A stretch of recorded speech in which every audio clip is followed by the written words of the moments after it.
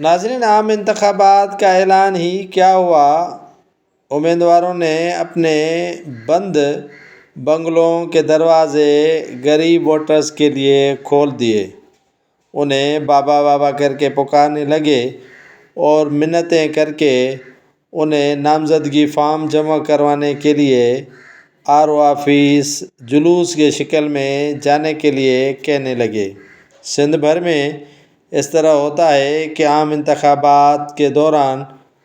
امیدواروں کے بنگلے غریب ووٹرز کے لیے کھلے رہتے ہیں، وہاں چائے بھی ملے گی، کھانا بھی ملے گا اور سب کچھ برداشت کریں گے